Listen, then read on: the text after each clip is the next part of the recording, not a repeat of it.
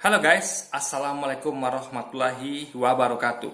Kembali lagi bersama saya Bobby Herian. Kali ini saya ingin bahas topik guys ya, yang mudah-mudahan jadi renungan bagi kita bersama ya. Jadi judul kali ini adalah bagaimana membumikan Islam.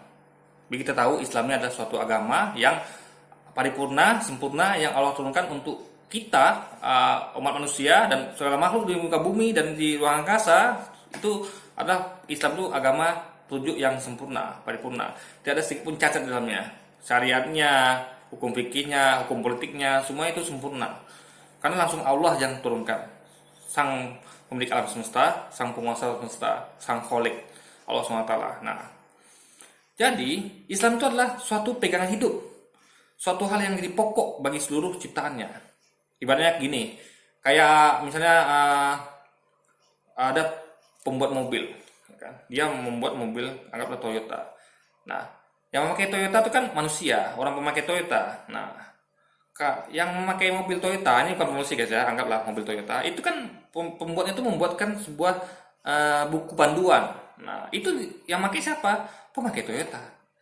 Yang lain memakai Toyota bisa juga, tapi akan bagus dipakai oleh pemakai Toyota. Jadi ada peruntukannya. Nah, gimana kalau yang pemakai mobil Toyota pakai buku panduan lain ya bisa kacau gitu, ya kan?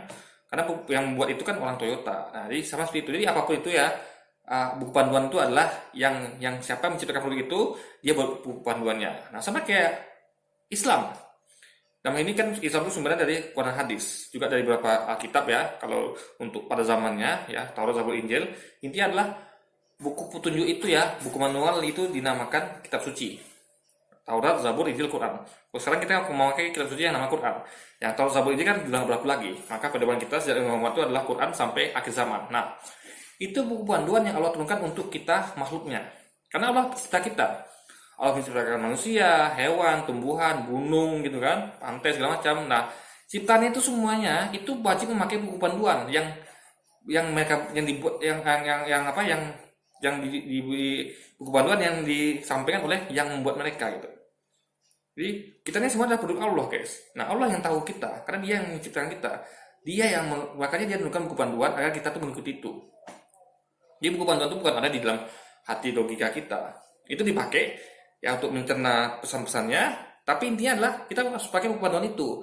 Jadi buku panduan itu bukan namanya Omnibus Law, bukan namanya KUHP, bukan namanya peraturan itu, tidak.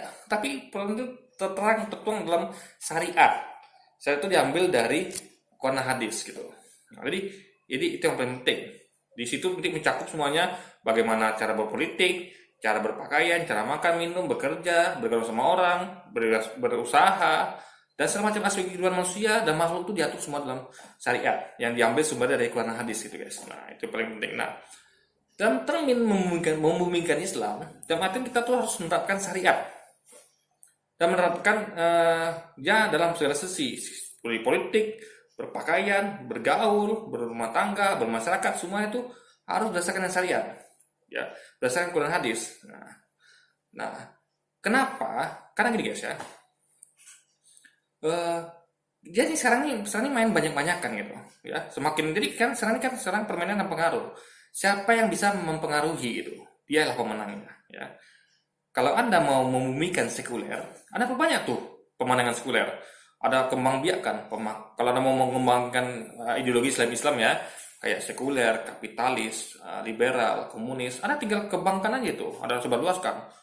Ya kan ada bikin ya media sosial tentang komunis, tentang kapitalis, ada praktekkan kehidupan sehari-hari, ada berpakaian secara komunis, kapitalis, itu semuanya akan mempengaruhi orang gitu. Orang akan melihat, wih, orang akan terpengaruh. Jadi ini zaman adalah zaman fitnah apalagi. Maka kita harus gencar melancarkan dakwah, kita gencar membumikan Islam. Caranya bagaimana? Tentu Anda harus berpegang pada syariat. Anda harus berpakaian yang sesuai syariat. Semua hidup Anda ini diatur syariat. Minimal kalau kita tidak mungkin melakukan di negara, karena negara mengatur sendiri. Kita minimal lakukan di komunitas kita, pada diri kita sendiri gitu. Kita perbanyak. Misalnya saya sebagai orang Muslim nih, pasti saya harus pakai politik Islam dong, ya kan? Bagaimana memimpin, kriteria seperti apa, gitu kan? Bagaimana saya berpartai, bagaimana saya menyoblos, bagaimana saya berikhtiar untuk memilih atau memajukan calon-calon yang saya anggap soleh, yang memang bakal menerapkan hukum Allah, yaitu hukum syariat.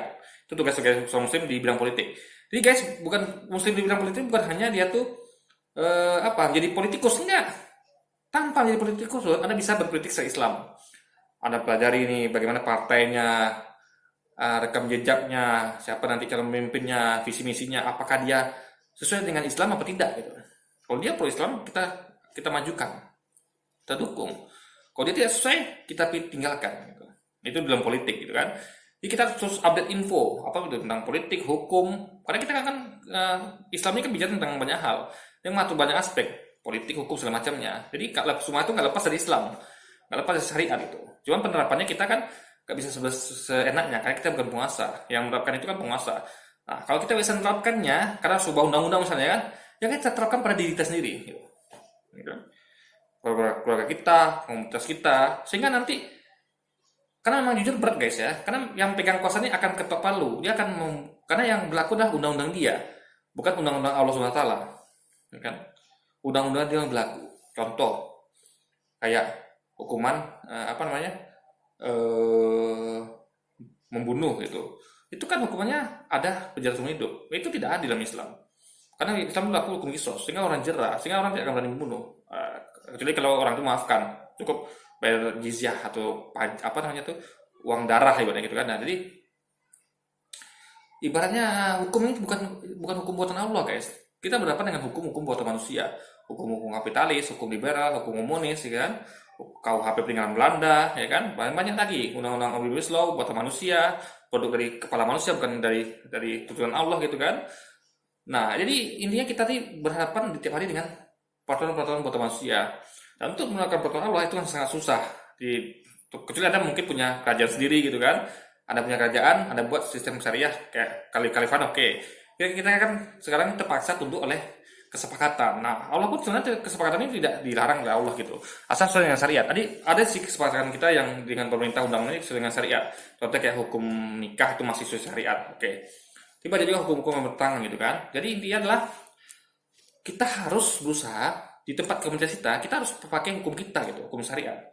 Kayak ahli waris itu bagaimana mulai terkan sekarang, bagaimana anak laki-laki dapat bagian 2/3 dari 2/3 dari wanita, karena dia harus menafkahi anak istri dan juga tanggung jawab dia itu pada adik-adik wanita, kakak wanita, ibu wanita, nenek wanita, semua wanita di keluarga dia tuh ya sampai ke sepupu tuh tanggung jawab dia guys. Makanya dia dikasih warisan lebih. Itu syariat. Jadi intinya semuanya tuh kita pakai hukum Islam. Juga dengan penampilan gitu. Ya misalnya gini, kita tinggal di daerah yang untuk wanita ya, itu nggak pakai jilbab tuh, nggak pakai cadar. Mereka mau pakai bikini, kayak contoh di pantai lah gampangnya. Kalian pikir ya, coba ada ke pantai deh, pantai-pantai yang kayak Bali, itu kan di sana tuh orang pakai wanita tuh atau laki-laki itu buka aurat, kadang pakai bikini, ya kan, tangan dalam aja. Nah, akan aneh ketika ada orang pakai jilbab ke sana, pakai cadar gitu. Orang kan lihat, ini kan langka gitu guys. Nah, itulah buktinya pengaruh itu luar biasa. Sehingga yang jadi apa? Ketika ada orang pakai jilbab, hijab ke pantai itu, dia akan jadi pandangan sinis gitu. Ini orang kok beda sendiri gitu.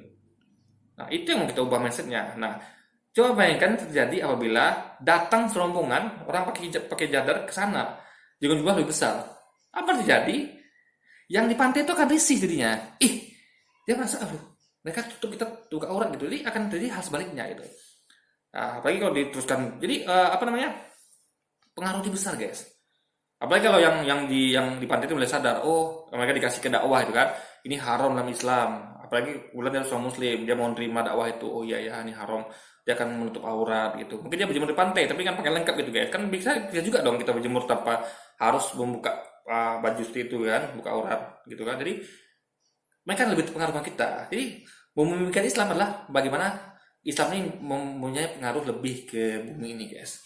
Jadi dengan cara dimulai dari kita sendiri, kita berpikir secara Islami, ya kan, kita selalu harus menghafal Quran dan hadis, sehingga kita bisa menerapkannya, kita terapkan pada diri kita, keluarga kita. Meskipun orang listing kita, nggak apa-apa. Nanti orang itu lama-lama akan kalah banyak guys. Ya kan? Coba lihat dulu tahun 80-an itu ya, itu orang jarang sekali pakai hijab. Gitu. Apalagi mencadar boro-boro, ya kan? Nah, sekarang mana lihat? Saya perhatikan di kompleks saya, di mana kompleks itu lebih banyak yang pakai hijab guys. ya kan? Tentu yang komplek kaum muslimin.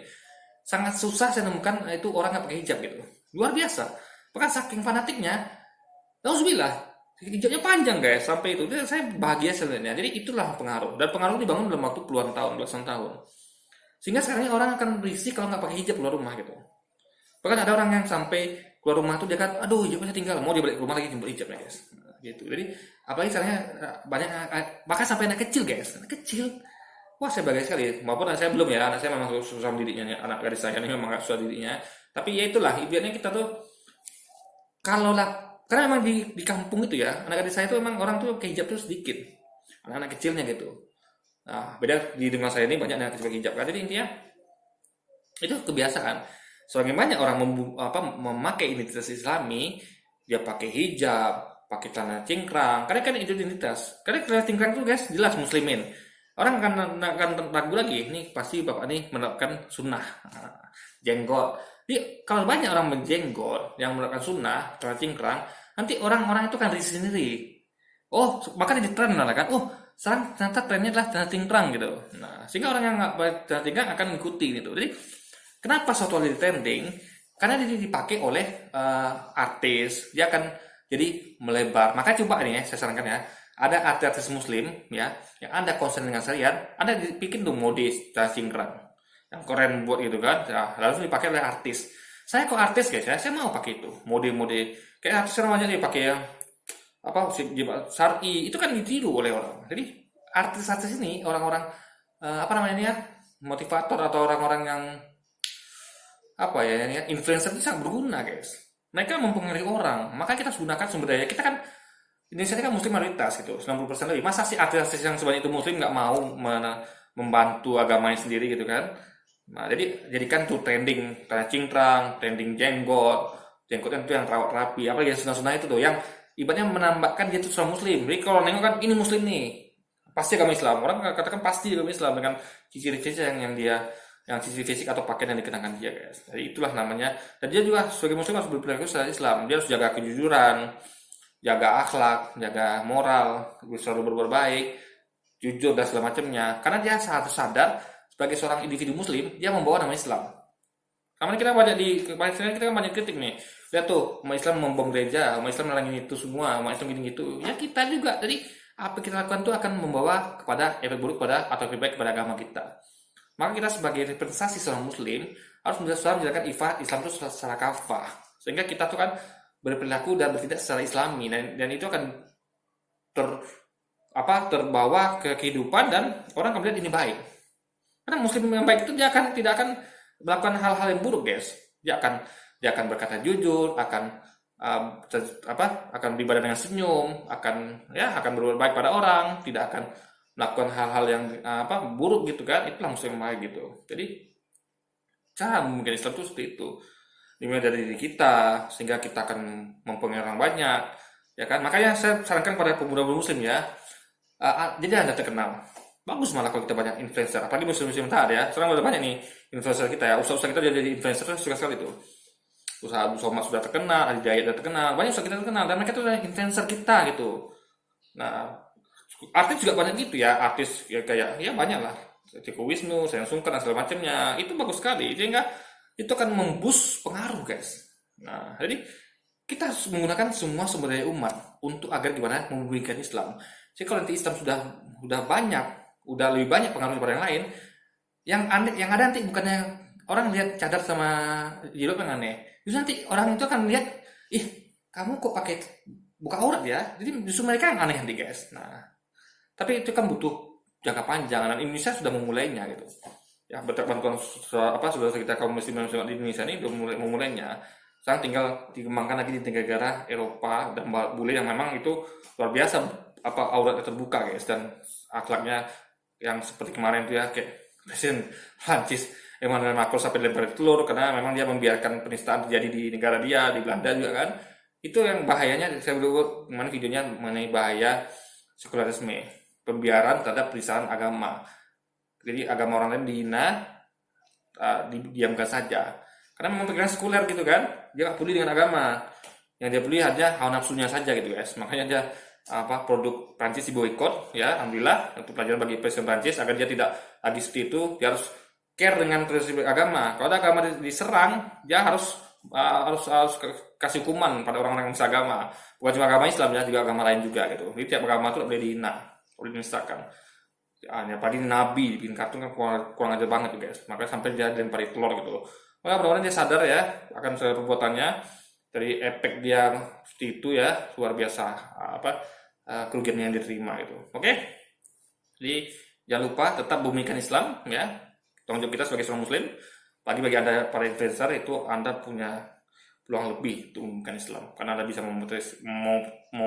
memotivasi orang dan menginfluence orang lebih banyak daripada kita ini. Karena saya juga pengen terkenal guys. Karena dengan saya terkenal saya bisa ikut berperan serta untuk membumikan Islam. Kan? Dulu saya malas terkenal loh guys. Saya dulu malas terkenal. Bisa entah kenapa saya pengen terkenal gitu. Jadi saya bisa sehingga kata saya akan banyak mencapai orang lain gitu, sehingga akan pesan saya akan sampai. Jadi dengan kita terkenal, kita akan membuat channel kemana-mana sehingga kita akan lebih mudah menyampaikan pesan. Karena orang itu kan beda-beda. Siapa sih lu gitu kan? Kalau dia orang terkenal, dia akan lebih gampang menyampaikan pesannya. Jadi bagi pribumi muslim, berusaha jadi terkenal, ya kan? Dan ada sebarkan kebaikan kemana-mana. Dan itulah cara terbaik untuk membumikan Islam, sehingga Islam itu lagi jadi asing. Karena dia jadi minoritas dan dia akan jadi orang-orang semuanya akan berprinsip dan berperilaku sesuai dengan yang Islam pandukan dalam Quran hadis yang diterapkan dalam syariat guys. Oke? Jadi mungkin sekian dulu video kita kali ini. Sampai jumpa lagi di video-video selanjutnya.